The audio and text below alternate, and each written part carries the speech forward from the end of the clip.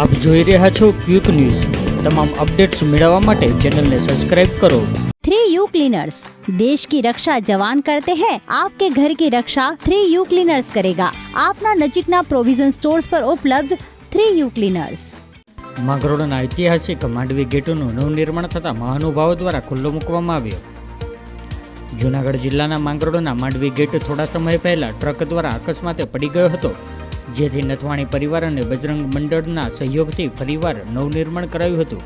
આ પ્રસંગે સાંસદ રાજેશભાઈ ચુડાસમાએ પણ હાજરી આપી હતી, જેને બીજા કાર્યક્રમમાં હાજરી આપવાની હોવાથી લોકોની ટૂંકી મુલાકાત લીધી હતી।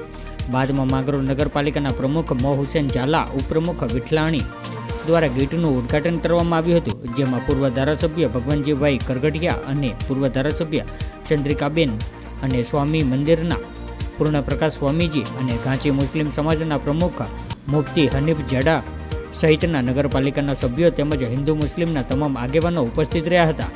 મહત્વપૂર્ણ એ હતું કે માંગરોળ શહેરમાં પહેલા જૂનવાડી ગેટ ઘણા જોવા મળતા હતા, પણ હાલના માંગરોળમાં માત્ર એક જ ગેટ, જે માંડવી ગેટ તરીકે ઓળખાય છે, જેનો ખૂબ જ જૂનો ઇતિહાસ છે।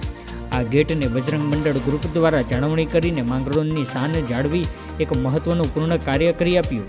આ ગેટ પડી જતાં ફરી નવનિર્માણ કરીને માંગરોળના ઇતિહાસને જીવિત રાખ્યો।